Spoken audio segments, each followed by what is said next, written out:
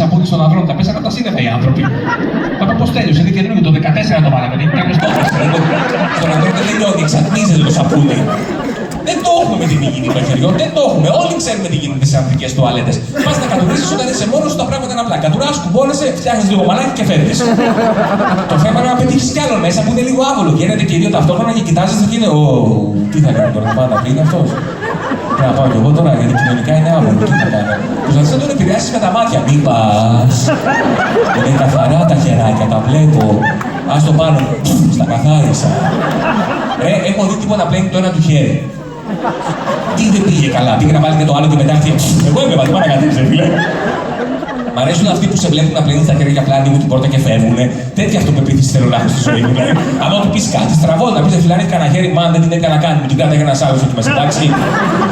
Και διάβαζα στην καθημερινή τη Κυριακή το άρθρο ενός Αμερικανού μικροβιολόγου που έλεγε ο άνθρωπος ότι αν οι άντρες είχαμε υπόψη πόσες χιλιάδες μικρόβια και βλαβεροί μικροοργανισμοί μένουν στο χέρι σου μετά το κατούριμα, εάν δεν τα πλύνεις, θα ήμασταν με απολυματικά όλη τη μέρα θα τρίβαμε.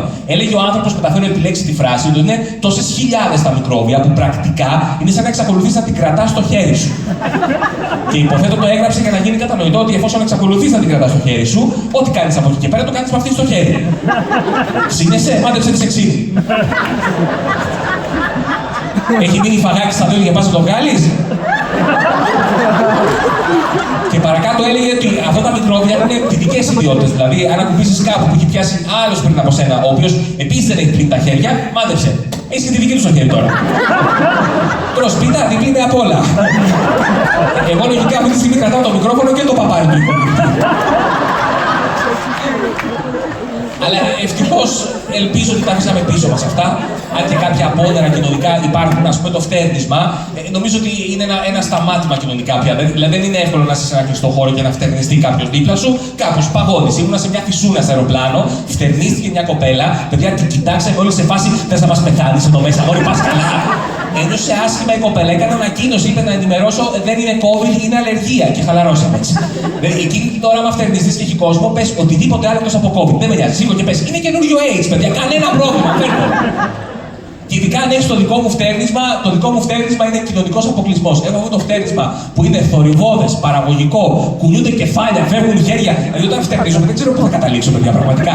Δηλαδή είχε κολλήσει, δεν έγινε αυτό το πράγμα. Αυτό το υπερβολή. Πώς είναι το δικό μου φτέρνισμα, το αντικοινωνικό αυτό, για να ρωτήσετε. Πώς είναι το άλλο, το έλεγαν, το γαλλικό, και μετά το στερνίζετε αυτό. Να σας πω κάτι. Πρώτα απ' όλα είναι ντροπή αυτό το πράγμα να το λέτε φτέρνισμα.